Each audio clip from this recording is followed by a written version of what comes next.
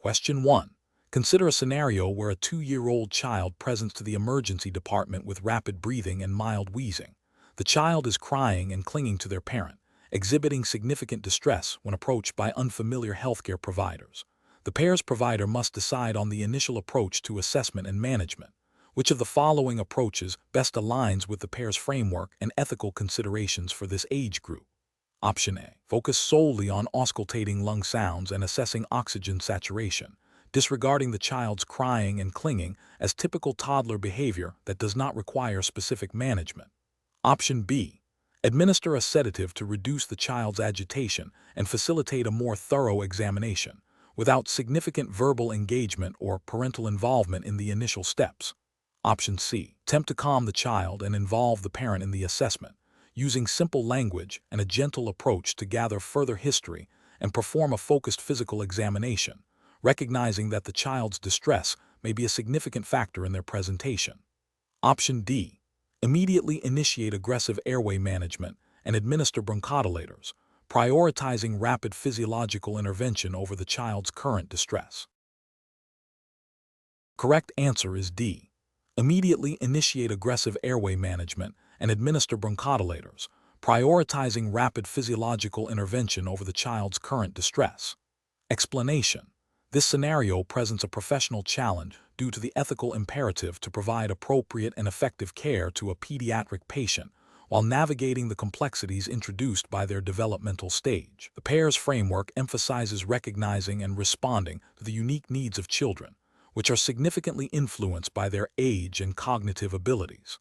The core of the challenge lies in balancing the need for rapid assessment and intervention with the child's capacity to understand and cooperate, and the family's role in providing crucial information and support. The correct approach represents best professional practice because it prioritizes a patient-centered strategy that acknowledges the child's developmental stage. This involves using age-appropriate communication techniques, involving the child in their care to the extent possible, and recognizing that a toddler's fear and distress can significantly impact their presentation and the effectiveness of interventions.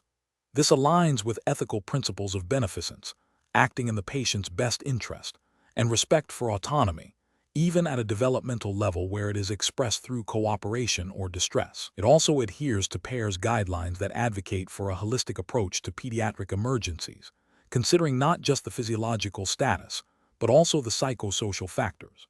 An incorrect approach that focuses solely on the physiological signs without considering the child's developmental stage fails to recognize that a toddler's crying and agitation can be a primary symptom of distress, pain, or fear, rather than solely indicative of a severe respiratory or cardiac issue. This could lead to misinterpretation of the clinical picture and potentially delayed or inappropriate interventions. Ethically, this approach neglects the principle of non-maleficence by potentially causing undue distress or fear through forceful or uncommunicated procedures. It also fails to uphold the standard of care expected in pediatric emergencies, which mandates consideration of the child's developmental context. Another incorrect approach that dismisses the child's distress as simply being difficult or acting out demonstrates a lack of understanding of pediatric behavior and its relationship to medical conditions and the emergency environment. This can lead to a breakdown in communication and trust with both the child and the family, hindering effective assessment and treatment. Regulatory frameworks and ethical guidelines for pediatric care emphasize the importance of a compassionate and empathetic approach, recognizing that a child's behavior is a form of communication. Failing to acknowledge this communication is a significant ethical and professional failing. A professional decision-making process for similar situations should begin with a rapid primary assessment, followed by a secondary assessment that actively incorporates the child's developmental stage. This involves observing the child's interaction with their environment and caregivers, using simple and reassuring language, and employing distraction techniques. Engaging the parents or guardians as partners in care is crucial, as they can provide invaluable insights into the child's baseline behavior and help facilitate cooperation. The PEARS approach encourages a systematic yet flexible response, adapting interventions based on the child's age, size, and developmental level. Question 2. The investigation demonstrates a 3-year-old child presenting to the emergency department with a history of vomiting and lethargy, On initial assessment, the child appears pale, has cool extremities, and a capillary refill time exceeding 4 seconds. The parents express concern about the child's overall well-being, but state they do not believe the child is in severe distress. The PEARS provider must decide on the immediate course of action. Option A. Initiate antibiotic therapy immediately, as vomiting and lethargy in a child can indicate a serious infection requiring prompt antimicrobial treatment. Option B. Reassure the parents that the child is likely experiencing a viral illness and observe for further changes, as parental assessment indicates no severe distress. Option C. Delay intervention and focus on obtaining a detailed history and performing a complete physical examination before initiating any treatment, as the definitive diagnosis is not yet clear. Option D. Administer a fluid bolus and reassess perfusion, as these findings strongly suggest circulatory compromise requiring immediate intervention according to PEARS guidelines. Correct answer is D. Administer a fluid bolus and reassess perfusion, as these findings strongly suggest circulatory compromise requiring immediate intervention according to PEARS guidelines. Explanation. Scenario analysis. This scenario presents a common yet critical ethical and clinical challenge in pediatric emergency care. The professional challenge lies in balancing the urgency of a potentially life-threatening condition with the need for accurate assessment and appropriate intervention, all while respecting the wishes of the parents and ensuring the child's well-being. The ethical dilemma arises when parental concerns or beliefs might conflict with the clinician's professional judgment regarding the child's immediate needs, particularly when signs of circulatory compromise are present. The PEARS framework emphasizes rapid assessment and intervention, making timely recognition of compromise paramount. Correct approach analysis. The correct approach prioritizes the child's immediate physiological stability as dictated by the PEARS guidelines. Identifying circulatory compromise requires a systematic assessment of perfusion. In a pediatric emergency, this involves evaluating capillary refill time, skin color and temperature, mental status, and pulse quality. When these indicators suggest compromised circulation, PEARS protocol mandates prompt intervention to support circulation, such as fluid resuscitation or medication, regardless of the definitive diagnosis. This approach aligns with the ethical principle of beneficence, acting in the patient's best interest, and non-maleficence, avoiding harm, as delaying intervention for circulatory compromise can lead to irreversible organ damage or death. The PEARS framework is designed for rapid recognition and stabilization, making the immediate management of suspected circulatory compromise a core tenet. Incorrect approaches analysis. One incorrect approach would be to solely rely on parental reassurance and defer immediate intervention based on their belief that the child is not seriously ill, despite objective signs of circulatory compromise. This fails to uphold the clinician's primary responsibility to the child's safety and well-being, potentially violating the principle of beneficence. It also disregards the PEARS directive for rapid assessment and intervention when circulatory compromise is suspected. Another incorrect approach would be to delay aggressive management of suspected circulatory compromise while awaiting further diagnostic tests or specialist consultation, especially if the child is deteriorating. While diagnostic accuracy is important, the PEARS framework emphasizes that in the face of suspected compromise, stabilization takes precedence. Waiting for definitive answers when the child's circulation is failing is a direct contravention of the PEARS principles and can lead to severe harm. A third incorrect approach might involve focusing solely on a single, nonspecific symptom reported by the parents, such as mild fever, and overlooking or downplaying objective signs of poor perfusion. This demonstrates a failure in systematic assessment and recognition of critical signs, which is a cornerstone of PEARS. It prioritizes subjective parental reporting over objective clinical findings indicative of a life-threatening condition. Professional reasoning. Professionals facing this situation should employ a structured decision-making process rooted in the PEARS algorithm. This involves 1. Rapidly assessing the child's general appearance, breathing, and circulation, specifically looking for signs of compromised perfusion. 2. If signs of circulatory compromise are present, initiating immediate interventions as outlined in PEARS, such as administering a fluid bolus. 3. Communicating clearly and empathetically with parents, explaining the clinical findings and the rationale for interventions, while maintaining the child's safety as the paramount concern. 4. Continuously reassessing the child's response to interventions and adjusting the management plan accordingly. This systematic approach ensures that critical interventions are not delayed due to diagnostic uncertainty or parental concerns, thereby maximizing the chances of a positive outcome. Question 3. Upon reviewing a 3-year-old child presenting to the emergency department with rapid breathing and mild lethargy, which assessment technique, when applied first, best aligns with the Pediatric Advanced Emergency Assessment, Recognition, and Stabilization, PEARS framework for initial evaluation? Option A. Immediately performing a detailed head-to-toe physical examination to identify all potential signs of illness. Option B. Initiating a comprehensive history taking from the parents regarding the onset and progression of symptoms. Option C. Forming a general impression of the child's appearance, behavior, and work of breathing from a distance before approaching. Option D.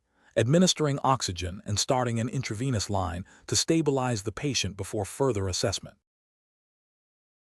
The correct answer is A. Immediately performing a detailed head-to-toe physical examination to identify all potential signs of illness. Explanation. This scenario presents a professional challenge due to the critical need for rapid and accurate assessment of a pediatric patient exhibiting signs of distress, where subtle differences in presentation can indicate vastly different underlying pathologies. The PEARS framework emphasizes a systematic approach to ensure no critical steps are missed, especially when time is of the essence. The correct approach represents best professional practice because it aligns directly with the PEARS core principles of a structured assessment, starting with a general impression and progressing through the primary and secondary assessments. This systematic method ensures that life-threatening conditions are identified and addressed promptly, prioritizing interventions based on the patient's immediate needs. Adherence to PEARS guidelines is paramount for consistent, evidence-based care in emergency pediatric situations, minimizing the risk of diagnostic error and improving patient outcomes. An incorrect approach that bypasses the initial general impression and immediately focuses on a specific intervention without a comprehensive overview fails to adhere to the foundational principles of PEARS. This can lead to premature closure, where a clinician fixates on a suspected diagnosis and overlooks other critical signs, potentially delaying or misdirecting essential treatment. Such a deviation from the established protocol represents a failure in professional judgment and a potential breach of the standard of care expected in pediatric emergency medicine. Another incorrect approach that relies solely on parental report without independent objective assessment is also professionally unacceptable. While parental input is valuable, it cannot replace a thorough clinical evaluation. Over-reliance on subjective information without objective verification can lead to misdiagnosis, particularly if the parent's perception is influenced by anxiety or incomplete observation. This approach neglects the PEARS emphasis on direct patient assessment and objective data gathering. A further incorrect approach that delays the primary assessment to gather extensive historical data before evaluating the patient's airway, breathing, and circulation is a critical failure. The PEARS framework mandates that the primary assessment, ABCDE, be performed first to identify and manage immediate life threats. Postponing this crucial step in favor of less urgent information gathering can have catastrophic consequences for a critically ill child. The professional decision-making process for similar situations should involve a constant mental checklist aligned with the PEARS algorithm. This includes 1. Forming a general impression upon entering the room. 2. Immediately proceeding to the primary assessment, airway, breathing, circulation, disability exposure. 3. Initiating life-saving interventions as indicated by the primary assessment. 4. Conducting a secondary assessment, which includes gathering history and performing a more detailed physical examination, only after the primary assessment and initial interventions are complete. 5. Reassessing the patient frequently. This systematic, prioritized approach ensures that the most critical aspects of the child's condition are addressed first, maximizing the chances of a positive outcome. Question 4. The efficiency study reveals that healthcare providers who meticulously observe a young child's breathing patterns are more likely to initiate timely interventions. A 6-month-old infant presents to the emergency department with a history of increased fussiness and decreased feeding over the past 24 hours. Upon examination, the infant is awake and alert but appears slightly restless. You observe subtle inward pulling of the skin between the ribs during inspiration and a faint widening of the nostrils as the infant breathes, Which of the following observations, if present, most strongly indicates significant respiratory distress requiring immediate PEARS-level intervention? Option A, mildly increased respiratory rate for age. Option B, the infant is crying intermittently. Option C, a heart rate of 140 beats per minute. Option D, nasal flaring and intercostal retractions. The correct answer is D, nasal flaring and intercostal retractions. Explanation: this scenario is professionally challenging because recognizing subtle signs of respiratory distress in a pediatric patient requires a high degree of vigilance and accurate interpretation of nonverbal cues. The PEARS framework emphasizes a systematic approach to assessment, and failure to recognize early signs can lead to delayed intervention, potentially worsening the child's condition. The correct approach represents best professional practice because it aligns with the core principles of PEARS, which prioritize rapid assessment and intervention based on observable signs. Specifically, identifying retractions, nasal flaring, and grunting are direct indicators of increased work of breathing, prompting immediate further assessment and management as outlined in PEARS guidelines. This proactive recognition ensures timely escalation of care and adherence to established emergency protocols. An incorrect approach that focuses solely on the child's age without considering their respiratory effort is a significant regulatory and ethical failure. PEARS guidelines are age-agnostic when it comes to recognizing distress. A neonate and a toddler can both exhibit respiratory distress, and the signs may present differently but are equally critical. Ignoring observable signs in favor of a demographic characteristic violates the principle of patient-centered care and the requirement for thorough clinical assessment. Another incorrect approach that dismisses the observed signs as normal for a crying child is also a failure. While crying can increase respiratory rate, it should not typically be accompanied by visible retractions or grunting. PEARS training emphasizes differentiating between normal physiological responses and pathological signs of distress. Failing to do so can lead to a misdiagnosis and delayed treatment, which is a breach of the standard of care expected in pediatric emergency settings. A professional decision-making process for similar situations should involve a systematic application of the PEARS algorithm. This begins with a rapid assessment of the child's general appearance, breathing, and circulation. If any signs of respiratory distress are noted, the professional must then proceed to a more detailed assessment of the airway, breathing, and circulation, utilizing the knowledge gained from PEARS training to identify specific indicators of compromise. This iterative process of assessment, recognition, and intervention, guided by established protocols, is crucial for optimal patient outcomes. Question 5. Examination of the data shows a 6-month-old infant presenting to the emergency department with a sudden onset of increased work of breathing, poor feeding, and lethargy. On assessment, the infant is pale, has cool extremities, and a heart rate of 180 beats per minute with a weak pulse. The respiratory rate is 50 breaths per minute with intercostal retractions. The infant has a faint murmur noted on auscultation. Which of the following initial management strategies, guided by the PEARS framework, is most appropriate for this infant? Option A. Administer supplemental oxygen, establish intravenous access for fluid resuscitation, and prepare for immediate defibrillation if indicated by ECG. Option B. Initiate chest compressions immediately and administer epinephrine as per pediatric resuscitation guidelines. Option C. Focus on aggressive bronchodilator therapy and administer a bolus of intravenous steroids. Option D. Obtain a chest X-ray and administer a broad-spectrum antibiotic while awaiting cardiology consultation. Correct answer is A. Administer supplemental oxygen, establish intravenous access for fluid resuscitation, and prepare for immediate defibrillation if indicated by ECG. Explanation: this scenario presents a professionally challenging situation due to the critical nature of pediatric cardiac emergencies and the rapid deterioration that can occur. The PEARS framework emphasizes the importance of systematic assessment and timely intervention in recognizing and managing these life-threatening conditions. The challenge lies in quickly differentiating between common pediatric emergencies and those with underlying cardiac etiologies, particularly congenital heart defects that may present acutely in an emergency setting. Careful judgment is required to initiate appropriate stabilization measures while simultaneously considering the need for advanced cardiac evaluation and management. The correct approach represents best professional practice by prioritizing immediate life-saving interventions based on the PEARS algorithm, which is designed for the recognition and initial management of pediatric emergencies. This approach aligns with the regulatory framework of PEARS by focusing on the systematic assessment of airway, breathing, and circulation, and then addressing any identified life threats. Specifically, recognizing signs of poor perfusion and altered mental status in a pediatric patient necessitates immediate attention to circulatory support and oxygenation, as outlined in PEARS.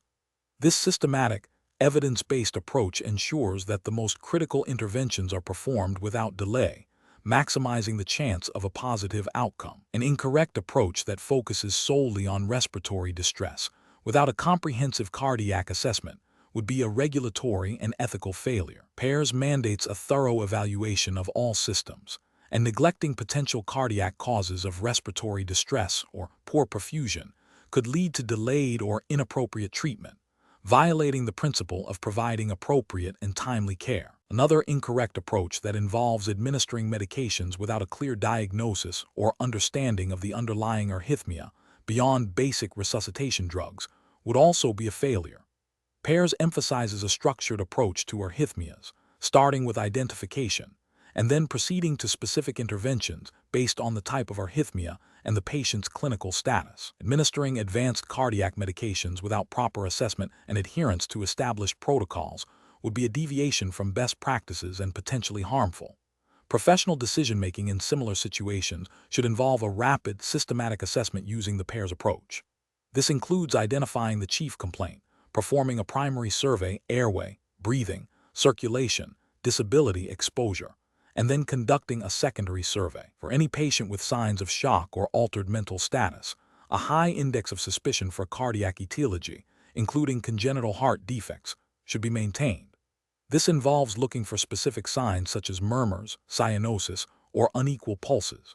Based on the PEARS algorithm, if a life-threatening condition is identified, immediate interventions such as high-quality CPR, oxygenation, and appropriate fluid resuscitation should be initiated. Concurrently, the healthcare provider should consider the need for advanced interventions, including ECG monitoring and consultation with pediatric cardiology or critical care specialists, to further diagnose and manage the underlying cardiac emergency. Question 6.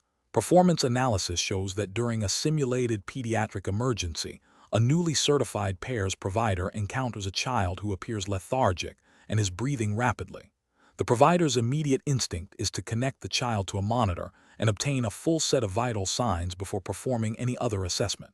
This approach is being reviewed for its adherence to PEARS principles.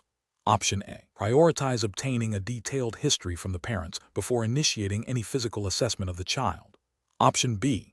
Rely on the parent's statement that the child has been a little off all day and delay a formal assessment. Option C.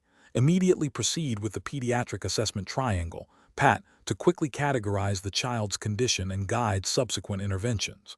Option D. Connect the child to a cardiac monitor and obtain a full set of vital signs as the first step in the assessment. The correct answer is C. Immediately proceed with the pediatric assessment triangle, PAT, to quickly categorize the child's condition and guide subsequent interventions. Explanation. This scenario presents a professionally challenging situation because the PEARS provider must make a rapid, critical assessment of a pediatric patient's condition based on limited information, under pressure, and with potentially life-altering consequences. The pediatric assessment triangle, PAT, is the foundational tool for this initial, rapid assessment, guiding the provider to quickly categorize the patient's severity and direct subsequent interventions. The ethical challenge lies in balancing the need for immediate action with the requirement for a systematic, evidence-based approach, ensuring patient safety and optimal outcomes. The correct approach represents best professional practice because it prioritizes a systematic head-to-toe assessment using the PAT. This involves observing the child's appearance, general impression, breathing, and circulation to the skin. This structured approach allows for immediate identification of a critically ill child, enabling prompt initiation of appropriate interventions according to PEARS guidelines. Adhering to the PAT ensures that the provider doesn't miss crucial signs of deterioration and can effectively communicate the child's status to other healthcare professionals, aligning with the ethical principle of beneficence and non-maleficence by acting in the patient's best interest and avoiding harm. An incorrect approach that focuses solely on obtaining vital signs without first performing the PAT assessment is professionally unacceptable. This failure violates the core principles of PEARS, which emphasizes a rapid, visual assessment first. It risks overlooking critical visual cues of distress, such as abnormal work of breathing or altered mental status, which might not be immediately apparent from vital signs alone. This could lead to delayed recognition of a deteriorating patient, potentially causing harm and violating the ethical duty to provide competent care. Another incorrect approach, such as delaying intervention to gather a complete patient history before assessing the child, is also professionally unacceptable. While a history is important, the PEARS framework mandates that the PAT assessment takes precedence in the initial moments of encountering a pediatric emergency. Prolonged history-taking in a potentially unstable child can lead to a critical delay in life-saving interventions, directly contravening the ethical obligation to act swiftly and decisively when a child's life is at risk. This approach fails to uphold the principle of urgency required in emergency pediatric care. Finally, an approach that relies on the assumption that the child is stable based on parental reassurance alone, without performing the PAT, is a significant ethical and professional failure. Parental reassurance, while valuable, cannot substitute for trained providers' objective assessment. This oversight could lead to a misdiagnosis of a serious condition, resulting in delayed treatment and potential harm, thereby breaching the duty of care and the ethical imperative to protect the patient. The professional decision-making process for similar situation should involve a rapid, systematic application of the PEARS principle, starting with the PAT. This involves 1. Observe the child's general appearance, e.g., tone, interactiveness, consolability, look/gaze, speech/cry. 2. Assess breathing, e.g., rate, effort, sounds. 3. Assess circulation to the skin, e.g., color, pallor, cyanosis. Based on this initial assessment, the provider then determines the child's acuity and proceeds with the appropriate algorithm for stabilization. Effective communication with the team and continuous reassessment are also critical components. Question 7. The performance metrics show a trend of delayed recognition of respiratory compromise in pediatric patients presenting with nonspecific symptoms. Considering the PEARS framework, which of the following assessment strategies is most crucial for improving the early identification of potential pediatric respiratory emergencies in this context? Option A. Prioritizing a rapid, systematic assessment of the airway, breathing, and circulation, ABC components, looking for subtle signs of increased work of breathing and altered perfusion. Option B. Focusing the assessment on the child's temperature and administering antipyretics to manage fever as the primary intervention. Option C. Relying primarily on the caregiver's description of the child's symptoms to guide the initial diagnostic focus. Option D. Administering a broad-spectrum antibiotic immediately upon suspicion of an infectious etiology contributing to respiratory symptoms. The correct answer is A. Prioritizing a rapid, systematic assessment of the airway, breathing, and circulation, ABC components, looking for subtle signs of increased work of breathing and altered perfusion. Explanation. Scenario analysis. This scenario is professionally challenging because it requires the healthcare provider to rapidly differentiate between a common, benign pediatric presentation and a life-threatening emergency, all while under the pressure of limited time and potentially distressed caregivers. The subtle nuances in a child's presentation, such as slight changes in respiratory effort or skin perfusion, can be critical indicators of deterioration. The provider must rely on a systematic assessment framework, like the PEARS approach, to ensure all critical elements are evaluated without missing vital signs or symptoms. Correct approach analysis. The correct approach involves a systematic head-to-toe assessment that prioritizes the airway, breathing, circulation, disability, exposure, as outlined in the PEARS guidelines. This structured methodology ensures that immediate life threats are identified and addressed first. For instance, recognizing subtle signs of respiratory distress, such as grunting respirations or nasal flaring, and assessing for adequate air entry and oxygen saturation are paramount. Similarly, evaluating capillary refill time and skin color helps determine circulatory status. This systematic approach aligns with the PEARS curriculum's emphasis on rapid recognition and stabilization of pediatric emergencies, ensuring adherence to established best practices for patient safety and care quality. Incorrect approaches analysis. One incorrect approach would be to focus solely on the chief complaint without a comprehensive assessment. For example, if a child presents with a cough, a provider who only listens to the lungs and prescribes a cough suppressant without assessing for signs of airway obstruction or severe respiratory distress will be failing to meet the PEARS standard. This bypasses critical steps in recognizing potential emergencies and could lead to delayed or inappropriate treatment, violating the ethical duty of care. Another incorrect approach would be to rely on parental reassurance alone without performing a thorough physical examination. While parental input is valuable, it cannot replace objective clinical assessment. A provider who dismisses a parent's concerns about their child's lethargy or difficulty breathing without a proper evaluation risks missing a serious underlying condition, which is a failure in professional responsibility and adherence to PEARS principles of thorough assessment. A third incorrect approach would be to administer medication based on a presumptive diagnosis without confirming the child's vital signs and overall clinical status. For example, giving a bronchodilator for suspected asthma without first assessing oxygen saturation or the presence of other airway issues could be harmful if the underlying problem is different, such as a foreign body aspiration. This demonstrates a lack of systematic evaluation and adherence to the PEARS principle of a comprehensive, step-by-step approach to pediatric emergencies. Professional reasoning. Professionals should utilize the PEARS framework as their primary decision-making tool. This involves starting with a general impression, followed by a systematic assessment of the EPD. When faced with a child who appears unwell, the provider must maintain a high index of suspicion for serious conditions and systematically rule out life threats. This requires continuous reassessment of the child's condition and a willingness to escalate care or modify the treatment plan based on objective findings and the child's response. The PEARS approach emphasizes the importance of teamwork and communication, encouraging providers to seek assistance from colleagues when necessary. Question 8. Analysis of a 3-year-old child presenting with increased work of breathing. The PEARS provider observes the child clinging to their parent and crying when approached. Which of the following assessment strategies best aligns with developmental considerations for this age group to facilitate accurate recognition and stabilization? Option A. Attempt to distract the child with toys and games before initiating any assessment to ensure a calm environment. Option B. Focus solely on obtaining detailed history from the parent, assuming the child's distress is solely due to fear of strangers. Option C. Gently approach the child while the parent holds them, initiating assessment by observing the child's breathing pattern and color from a distance before attempting any direct physical contact. Option D.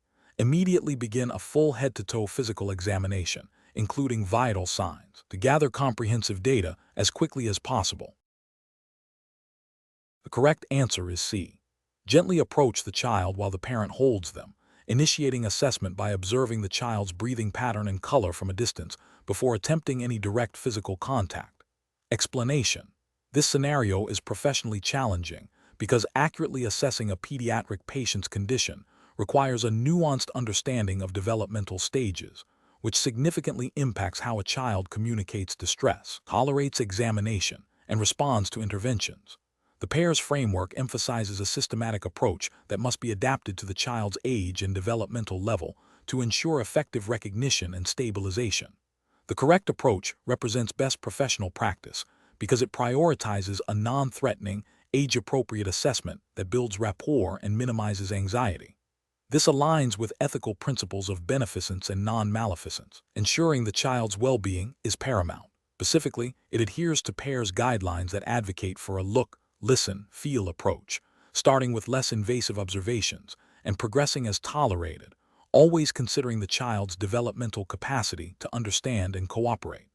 This method maximizes the accuracy of the assessment by obtaining reliable information without compromising the child's emotional or physical state. An incorrect approach that involves immediately performing a full, intrusive physical examination without considering the child's developmental stage fails to recognize the impact of fear and anxiety on assessment findings. This can lead to a falsely agitated or uncooperative patient, obscuring vital signs and making accurate assessment difficult. Ethically, this approach can be seen as a failure of beneficence, as it may cause unnecessary distress. It also violates the principle of respecting the child's autonomy and dignity by not attempting to involve them in the assessment process in an age-appropriate manner. Another incorrect approach that relies solely on parental reporting without direct assessment overlooks the critical need for the healthcare provider to gather objective data. While parental input is invaluable, it cannot replace a direct assessment of the child's physiological status. This approach risks missing subtle but critical signs of deterioration that parents may not recognize or articulate, potentially delaying life-saving interventions. This failure to conduct a thorough, independent assessment can be considered a breach of professional duty of care. The professional decision-making process for similar situations should involve a continuous cycle of assessment, intervention, and reassessment, always informed by the child's developmental stage. This includes 1. Initial observation from a distance to gauge the child's general appearance and interaction. 2. Engaging the child and caregiver in a calm, reassuring manner, explaining procedures in simple terms appropriate for their age. 3. Performing a systematic assessment, starting with less invasive measures and progressing as tolerated, adapting techniques based on the child's age and behavior. 4. Continuously monitoring the child's response to interventions and adjusting the assessment and treatment plan accordingly. Question 9. Benchmark analysis indicates that in pediatric trauma scenarios, the most effective initial management strategy for a child who has sustained a significant fall and presents with altered mental status and labored breathing involves which of the following sequences of actions? Option A. Focus on controlling visible external bleeding and administering intravenous fluids for suspected hypovolemia before assessing the child's airway and breathing. Option B. Administer a potent analgesic to manage the child's pain and distress before conducting any physical assessment of the airway or breathing. Option C. Immediately initiate a rapid sequence of airway assessment and management, followed by assessment of breathing and circulation, and a brief neurological assessment before proceeding to a more detailed secondary survey. Option D. Prioritize obtaining a comprehensive medical history from the parents regarding the fall mechanism and the child's pre-existing conditions before assessing the child's airway. The correct answer is C. Immediately initiate a rapid sequence of airway assessment and management, followed by assessment of breathing and circulation, and a brief neurological assessment before proceeding to a more detailed secondary survey. Explanation.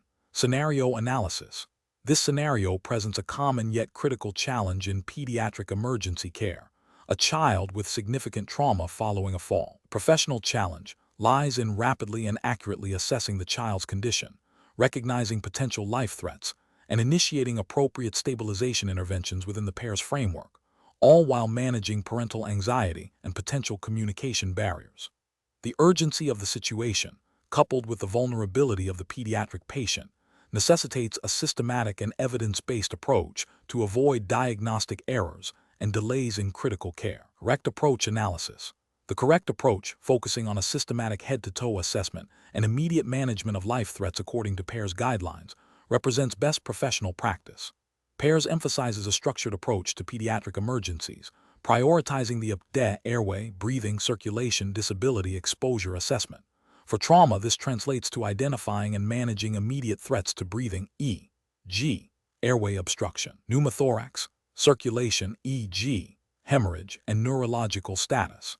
This systematic process ensures that critical interventions are not overlooked and that the child receives timely and appropriate care, aligning with the core principles of emergency pediatric stabilization and the regulatory expectations for healthcare providers trained in PEARS. Incorrect approaches analysis.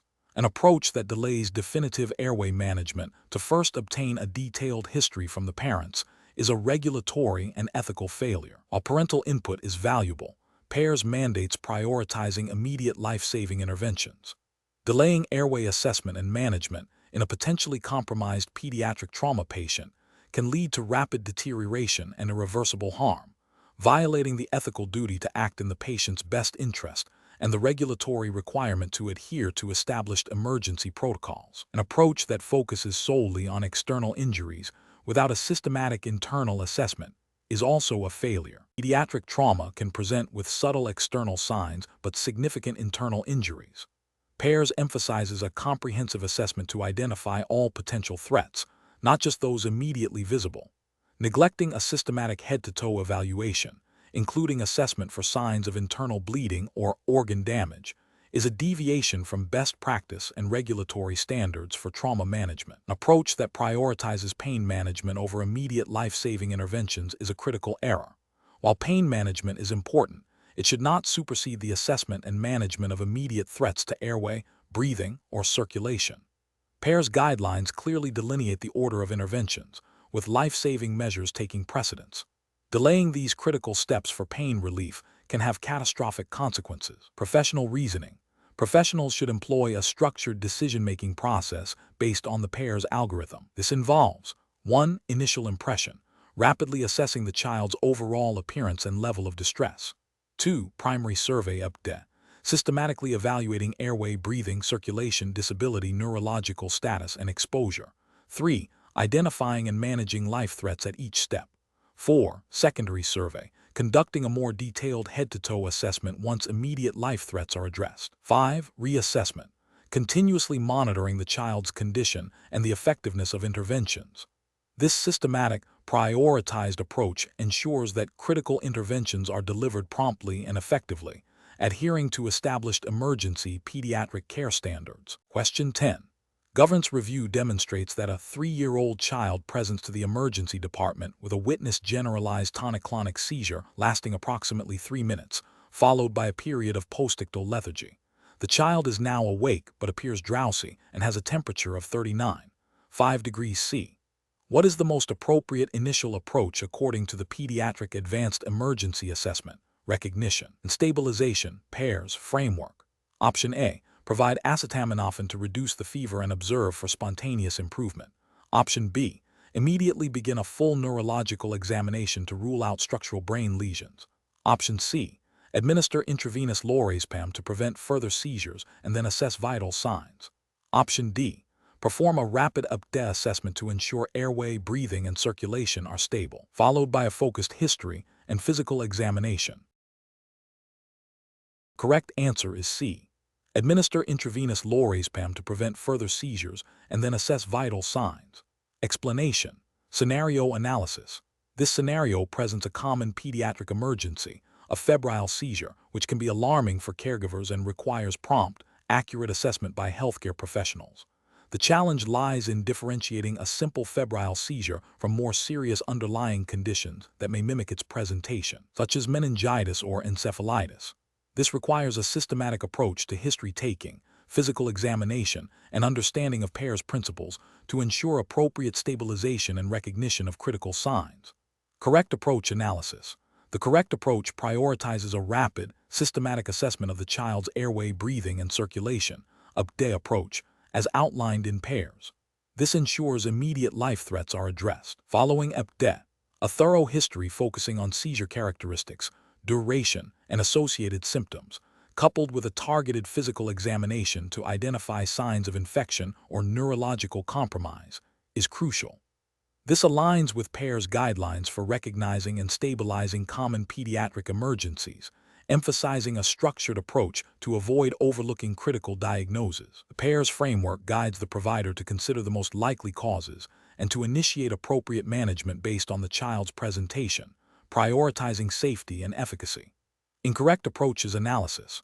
One incorrect approach would be to solely focus on antipyretic medication without a comprehensive assessment. This fails to adhere to the PEARS principle of assessing the child's overall stability and recognizing potential underlying serious conditions. Ethically and regulatorily, this constitutes a failure to provide a complete and appropriate standard of care, potentially delaying diagnosis and treatment of a more severe illness. Another incorrect approach would be to immediately initiate advanced interventions without first establishing a clear airway and adequate breathing, or to overtreat based on a single symptom without a full assessment. This deviates from the foundational update assessment central to PEARS and could lead to unnecessary interventions or complications.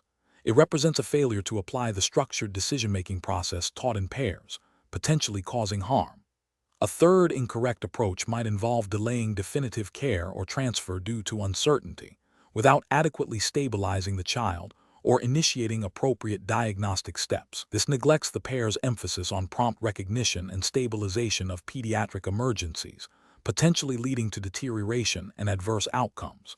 It signifies a breakdown in the systematic problem-solving required in emergency pediatric care. Professional reasoning. Professionals should employ a structured decision-making framework, beginning with the pair's PEARS assessment to identify and manage immediate life threats. This is followed by a detailed history and targeted physical examination to gather information relevant to the presenting complaint. Based on this assessment, a differential diagnosis is formed, and appropriate investigations and interventions are initiated according to PEARS guidelines. This systematic, evidence-based approach ensures that all critical aspects of the child's condition are addressed, leading to optimal patient outcomes and adherence to professional standards. Question 11. Research into pediatric environmental emergencies indicates that a 4-year-old child is brought to the emergency department by their parents after being found unresponsive in a hot car for an unknown period. The parents state the child has had a fever of 103 degrees F, 39, 4 degrees C for the past day. On arrival, the child is lethargic, has hot, dry skin, and a rapid, weak pulse. What is the most appropriate initial management strategy for this child?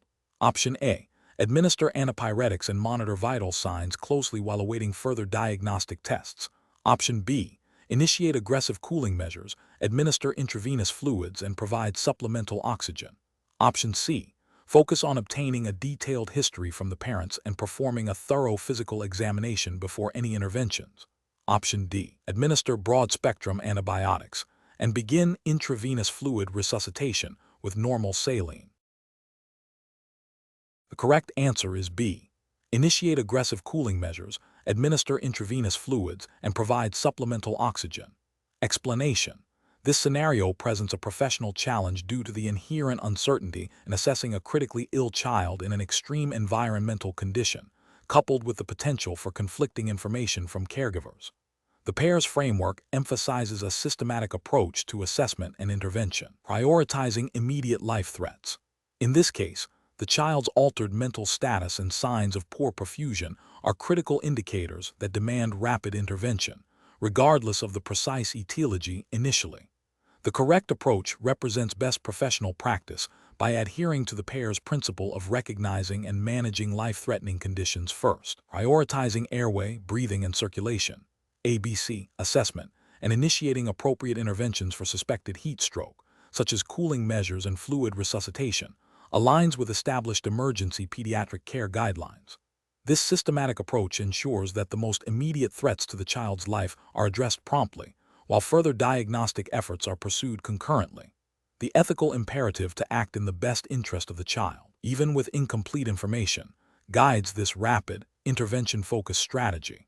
An incorrect approach that focuses solely on the caregiver's statement about a recent fever without a comprehensive assessment of the child's current physiological state would be a significant regulatory and ethical failure. This would violate the principle of independent clinical judgment and the obligation to assess the patient directly. Delaying cooling measures or fluid resuscitation based on potentially inaccurate or incomplete caregiver information could lead to irreversible organ damage or death, representing a failure to provide timely and appropriate care as mandated by emergency pediatric protocols. Another incorrect approach, such as administering antipyretics without addressing the core issue of hypothermia and dehydration, would also be professionally unacceptable. While fever management is important, it is secondary to stabilizing the child's core temperature and circulatory status in a suspected heat stroke scenario. This would represent a failure to prioritize interventions according to their impact on immediate survival and a deviation from evidence-based emergency care. The professional decision-making process for similar situations should involve a rapid, systematic assessment using the PEARS approach. This includes 1. Initial impression. Quickly assess the child's overall appearance, responsiveness, and breathing. 2. Primary assessment. Evaluate airway, breathing, circulation, disability, neurological status, and exposure, including environmental factors and temperature. 3. Interventions. Initiate immediate life-saving interventions based on findings, such as cooling for heat stroke or warming for hypothermia, and support ABCs. 4. Secondary assessment. Gather more detailed history and perform a head-to-toe examination while continuing primary interventions. 5. Reassessment. Continuously monitor the child's response to interventions and adjust the plan as needed. This iterative process ensures that the most critical needs are met first, even in complex and rapidly evolving situations. Question 12. The assessment process reveals a 4-year-old child who has fallen and is visibly distressed, grimacing and holding their arm. The child is not crying continuously but whimpers when the arm is touched. Which of the following approaches best reflects best practice for pain assessment in this scenario? Option A.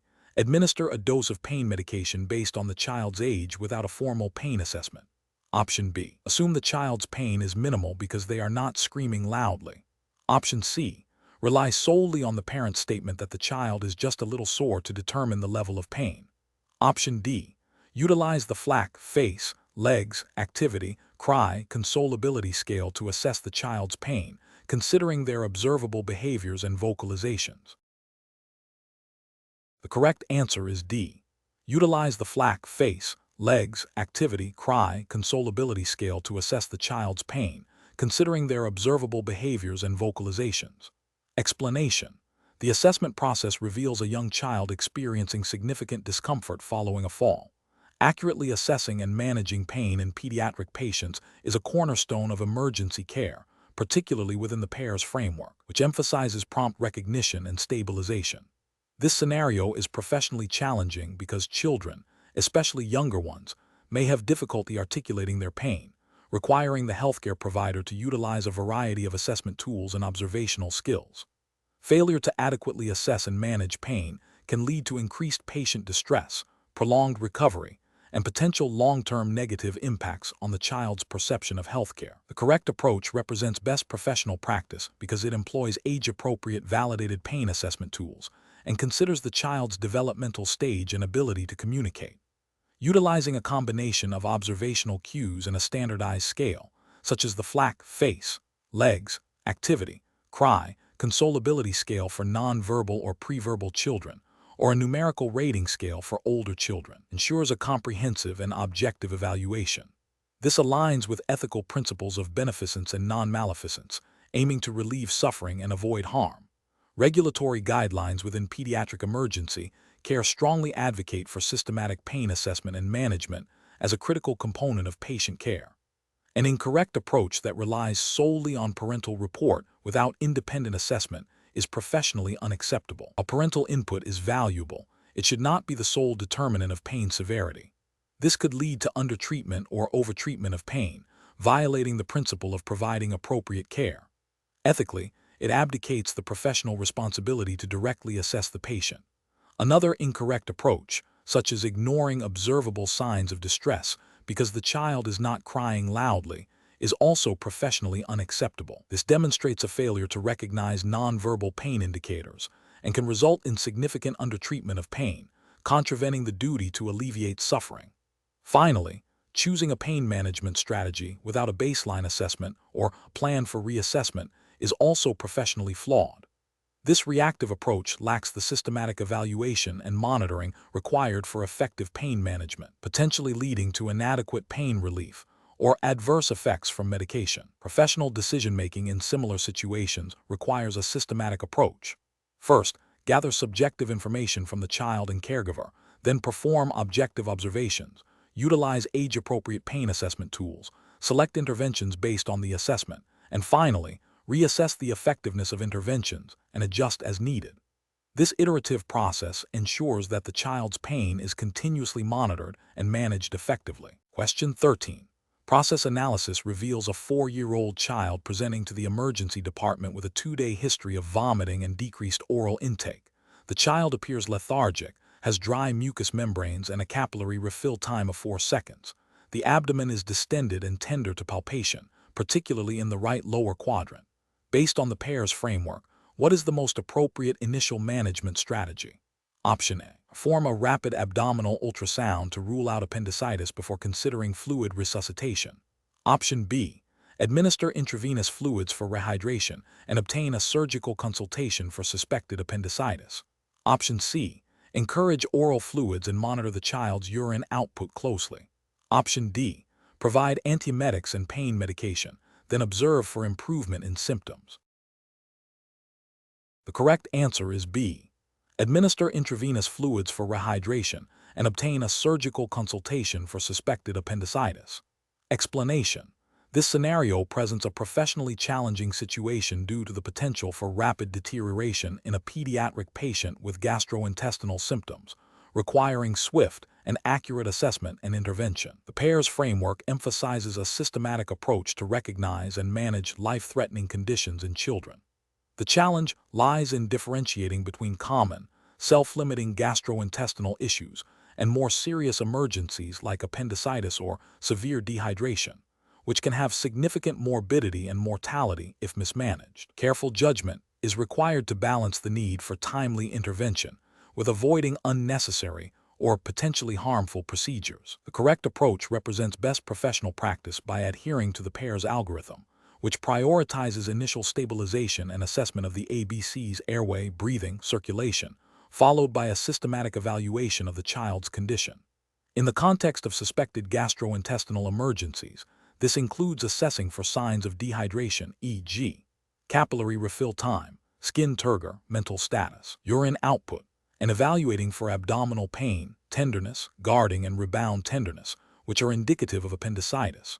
Prompt recognition of severe dehydration necessitates immediate fluid resuscitation according to established pediatric guidelines, while suspected appendicitis requires surgical consultation and further diagnostic workup.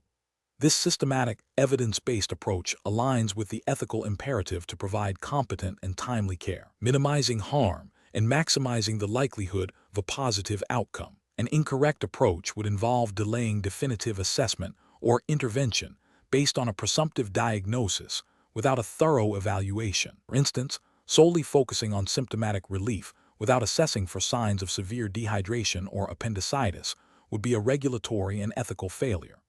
This could lead to delayed fluid resuscitation in a dehydrated child, potentially resulting in hypovolemic shock, or a misdiagnosis of appendicitis, leading to perforation and peritonitis, both of which are serious complications that violate the duty of care. Another incorrect approach might be to proceed with invasive interventions without appropriate consultation or diagnostic confirmation, which could lead to iatrogenic harm and deviate from established standards of care. The professional decision-making process for similar situations should involve a rapid initial assessment using the PEARS approach, focusing on identifying immediate life threats. This is followed by a more detailed history and physical examination, specifically targeting the gastrointestinal system. Based on the findings, a differential diagnosis is formed, and appropriate interventions are initiated, including fluid management for dehydration and prompt surgical consultation for suspected appendicitis. Continuous reassessment of the child's condition is crucial throughout the management process. Question 14.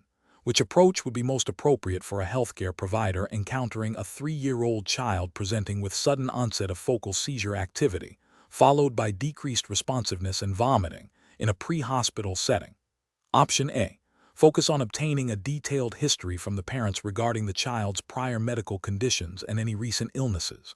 Option B. Immediately secure the airway with a definitive airway device and administer intravenous fluids while preparing for rapid transport. Option C. Begin a thorough neurological examination, including cranial nerve assessment and reflex testing, before initiating any interventions. Option D. Administer a dose of antipyretics to address any potential underlying fever contributing to the seizure. The correct answer is B. Immediately secure the airway with a definitive airway device and administer intravenous fluids while preparing for rapid transport. Explanation: this scenario presents a professionally challenging situation due to the rapid deterioration of a pediatric patient with suspected neurological compromise. The urgency of the situation, coupled with the potential for irreversible neurological damage, demands swift and accurate assessment and intervention. The PEARS framework is designed to guide healthcare providers through such critical events, emphasizing a systematic approach to recognize and manage life-threatening conditions in children. The correct approach represents best professional practice because it aligns directly with the core principles of PEARS, which prioritize immediate assessment of the ABCs: airway, breathing, circulation, and rapid identification of critical conditions. In a child with altered mental status and signs of neurological compromise, a systematic approach that includes assessing for signs of increased intracranial pressure, managing airway and breathing effectively, and initiating appropriate stabilization measures is paramount. This aligns with the PEARS' emphasis on recognizing and managing the most life-threatening conditions first, ensuring that immediate interventions address the most critical physiological derangements. Ethical considerations also dictate that the provider act with due diligence and employ evidence-based practices to prevent harm and promote the best possible outcome for the child. An incorrect approach that delays definitive airway management or focuses solely on a single symptom without a comprehensive assessment would represent a regulatory and ethical failure. Delaying airway management in a child with altered mental status and potential for aspiration or hypoventilation is a direct violation of pediatric emergency care standards and could lead to severe hypoxic brain injury, a failure to meet the standard of care. Similarly, neglecting to assess for signs of increased intracranial pressure, such as Cushing's triad or pupillary changes, would be a failure to recognize and manage a critical neurological emergency, potentially leading to further neurological deterioration and a breach of ethical duty to provide competent care. Focusing on a less critical symptom while overlooking signs of impending respiratory failure or circulatory compromise would also be a failure to adhere to the systematic, prioritized approach mandated by PEARS and general pediatric emergency medicine guidelines. Professional decision-making in similar situations should involve a rapid, systematic assessment using the PEARS algorithm. This includes identifying the chief complaint, performing a primary survey ab det, and then a secondary survey. For neurological emergencies, this means specifically looking for signs of increased intracranial pressure, assessing the level of consciousness using a pediatric-specific scale, and evaluating for focal neurological deficits. Simultaneously, interventions to support airway, breathing, and circulation must be initiated and optimized. Communication with the receiving facility and appropriate transport decisions are also critical components of the decision-making process. Question 15. The review process indicates a need to assess understanding of the critical differences in physiological response between pediatric and adult patients during emergency situations. A 4-year-old child presents to the emergency department with increased work of breathing, a respiratory rate of 40 breaths per minute, and a heart rate of 150 beats per minute. Which of the following statements best reflects a key physiological difference that influences the assessment and management of this pediatric patient compared to an adult with similar vital signs? Option A. The primary compensatory mechanism for hypoxemia in pediatric patients is typically bradycardia, whereas adults often exhibit tachycardia. Option B. Pediatric patients have a higher metabolic rate and smaller functional residual capacity, leading to a more rapid decline in oxygenation when respiratory distress occurs. Option C. Pediatric airways are wider and less compliant than adult airways, making them less prone to obstruction.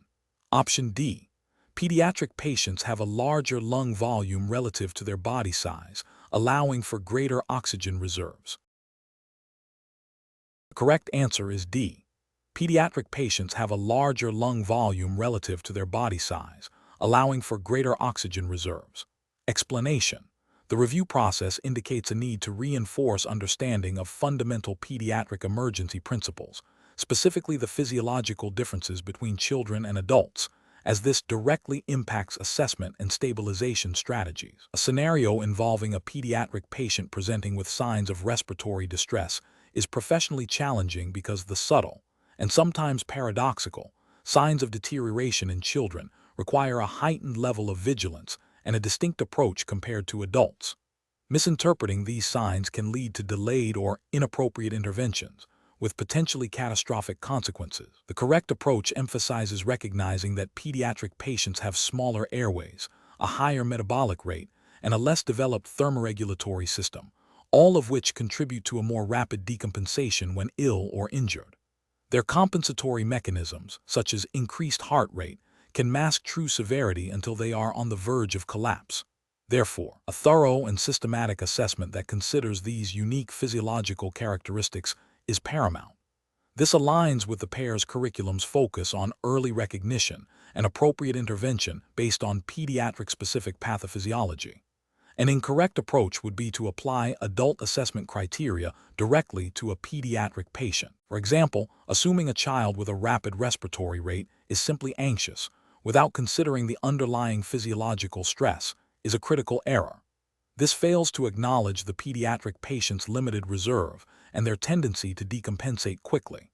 Ethically, this constitutes a failure to provide care commensurate with the patient's age and condition, potentially violating the principle of beneficence. Another incorrect approach might be to focus solely on the absence of certain adult-specific signs of distress, such as chest retractions, while overlooking other, more subtle pediatric indicators like grunting or nasal flaring.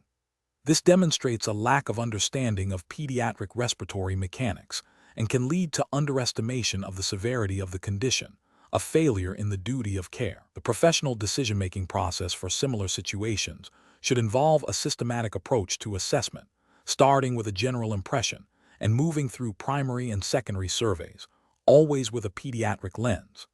This includes considering age-specific vital signs, understanding the common causes of pediatric emergencies, and recognizing that a child's condition can deteriorate rapidly. Continuous reassessment and a willingness to escalate care based on subtle changes are crucial. Question 16. The analysis reveals a 3-year-old child presenting to the emergency department with a sudden onset of a loud, barking cough, inspiratory stridor, and mild retractions. The child is awake and alert but appears uncomfortable. Based on the Pediatric Advanced Emergency Assessment, Recognition, and Stabilization PEARS framework, which of the following initial management strategies is most appropriate? Option A. Administer humidified oxygen and consider racemic epinephrine. Option B. Administer inhaled albuterol and chest physiotherapy. Option C. Initiate broad-spectrum intravenous antibiotics and obtain a chest X-ray. Option D. Provide supplemental oxygen and monitor vital signs closely without immediate intervention. The correct answer is A. Administer humidified oxygen and consider racemic epinephrine. Explanation. Scenario analysis. This scenario presents a common yet critical pediatric respiratory emergency. The challenge lies in rapidly differentiating between conditions that appear similar but require distinct management strategies.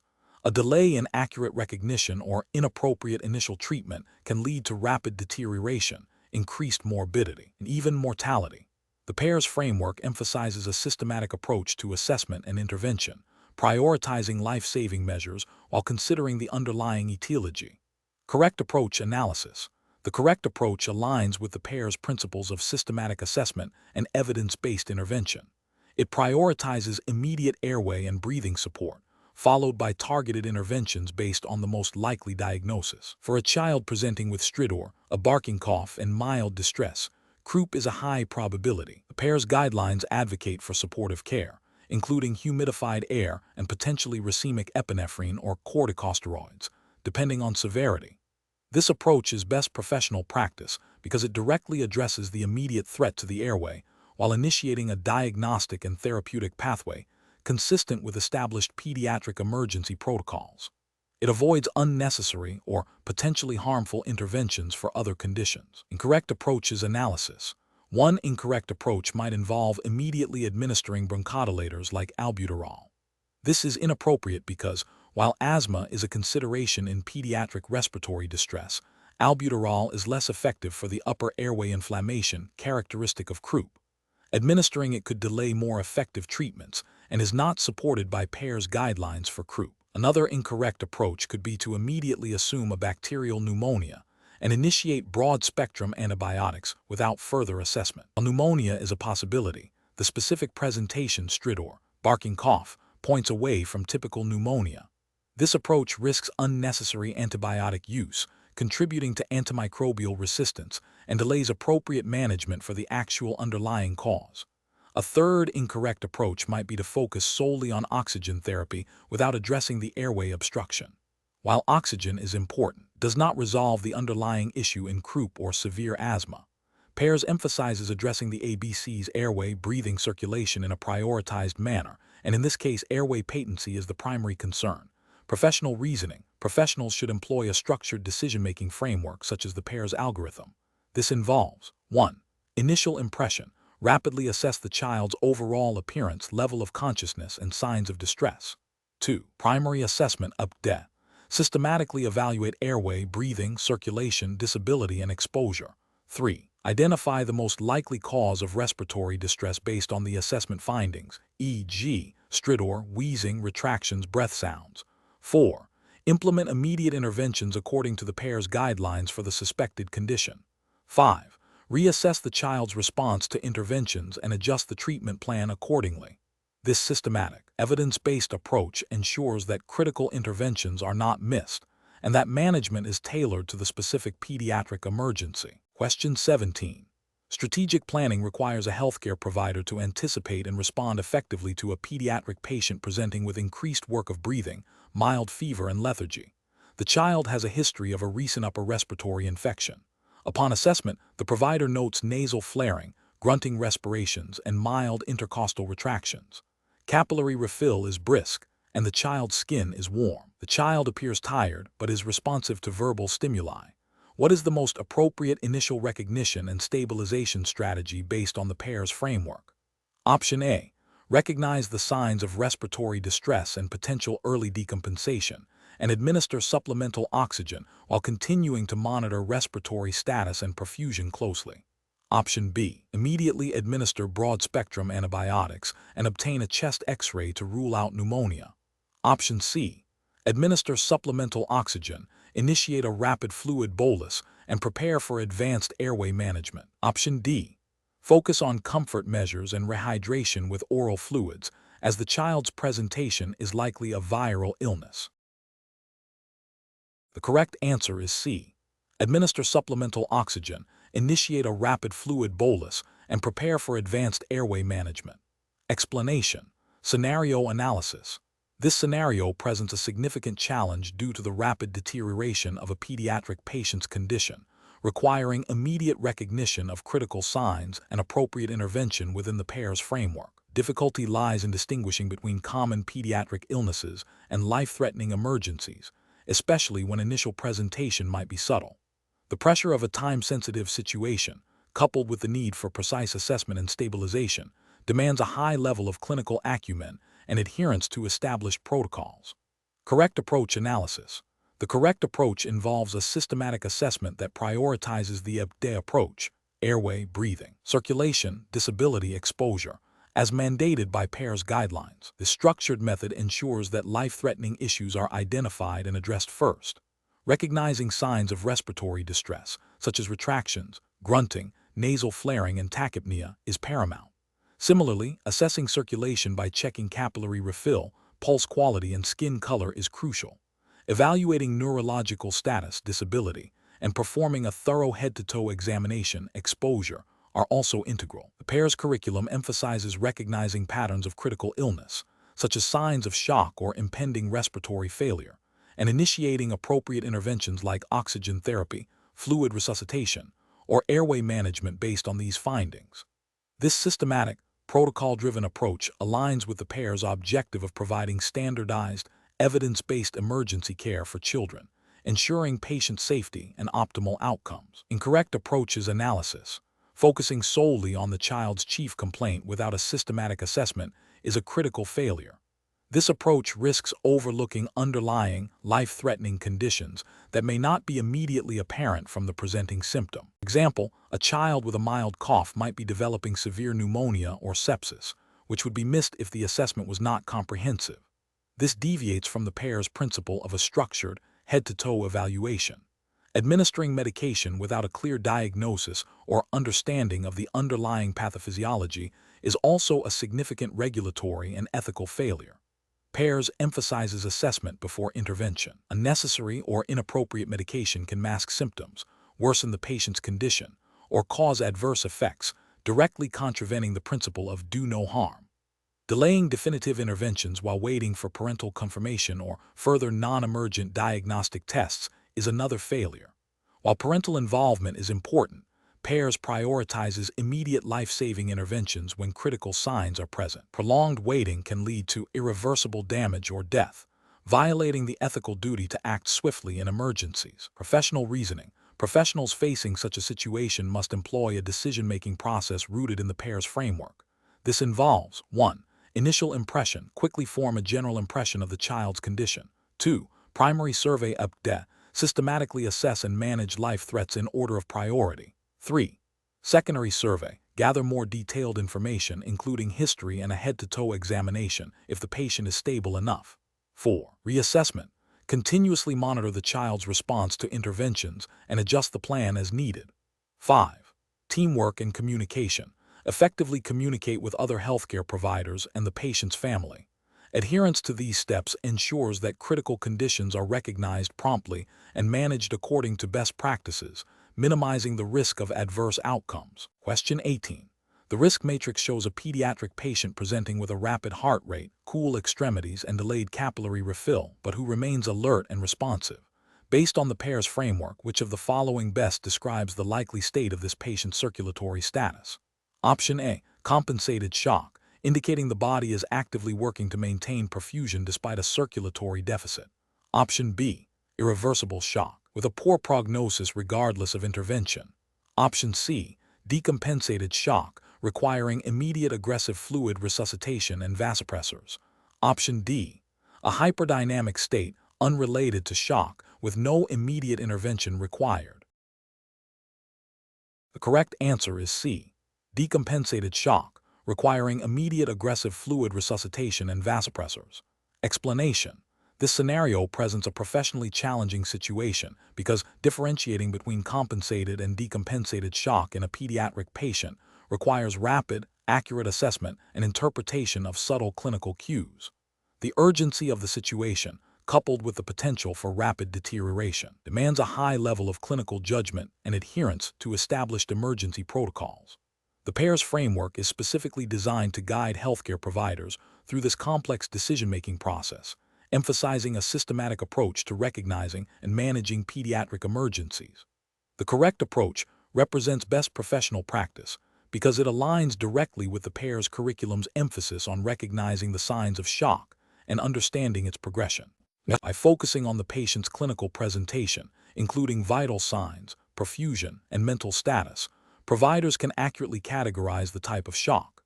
This allows for timely and appropriate interventions, which are critical for improving outcomes in pediatric shock.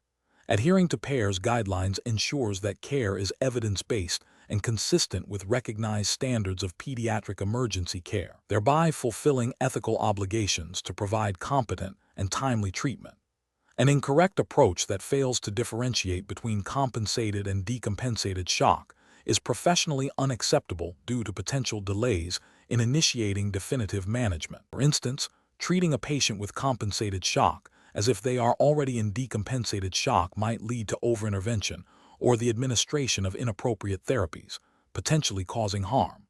Conversely, failing to recognize decompensated shock and delaying aggressive resuscitation efforts constitutes a failure to meet the standard of care, risking irreversible organ damage and death. Such failures violate the ethical principles of beneficence and non-maleficence, as well as professional responsibilities to act with due diligence and skill.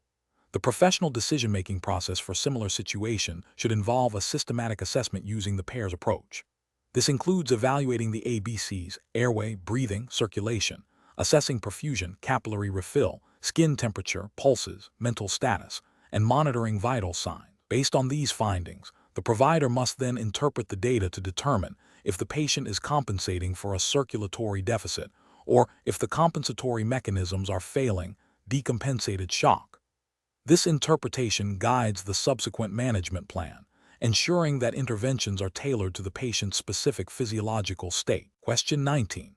During the evaluation of a 3-year-old child presenting with lethargy and mild respiratory distress, which of the following actions is most critical for a PEARS-trained provider to perform as part of the neurological assessment? Option A. Measure the child's heart rate and respiratory rate. Option B. Palpate the child's abdomen for tenderness. Option C. Assess pupillary size and reactivity to light.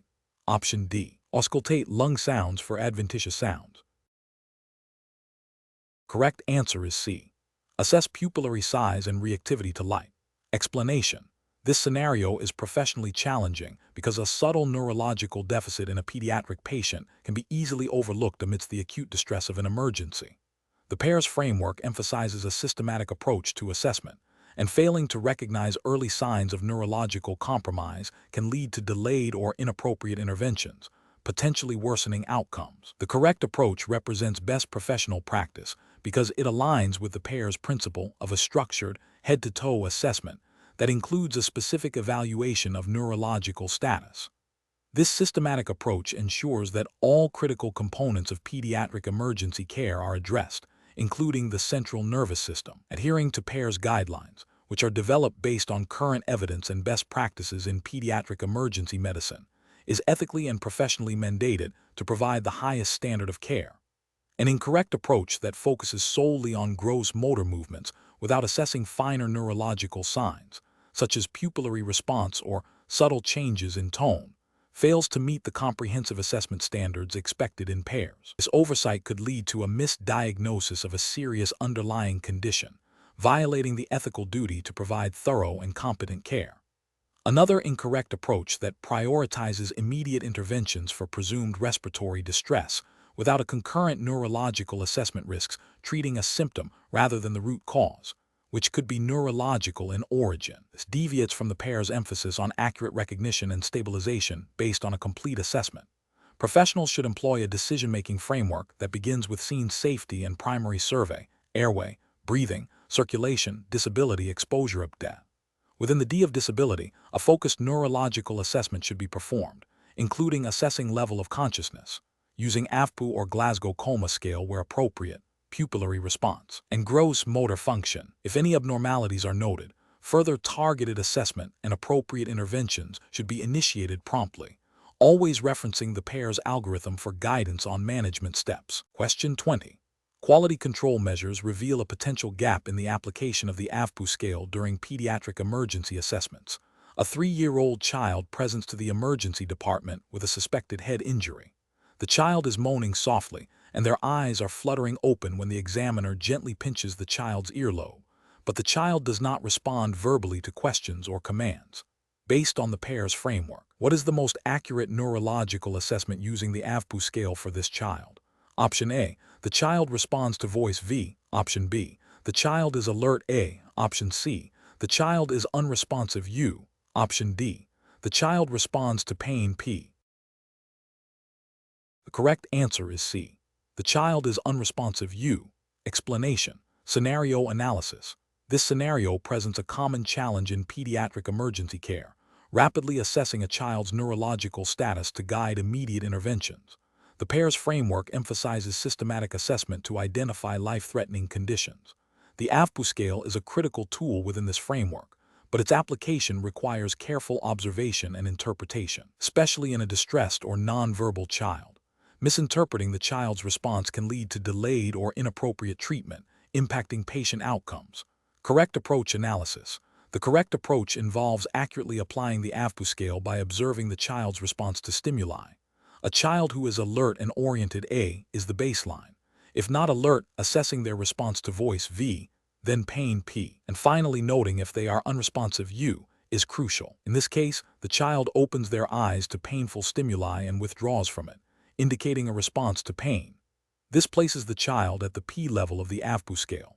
This systematic approach aligns with PEARS guidelines, which stress the importance of a structured assessment to identify changes in neurological status that may indicate serious underlying pathology, such as increased intracranial pressure or hypoxia. Accurately documenting the AFPU level is essential for effective communication among the healthcare team and for tracking the child's progress.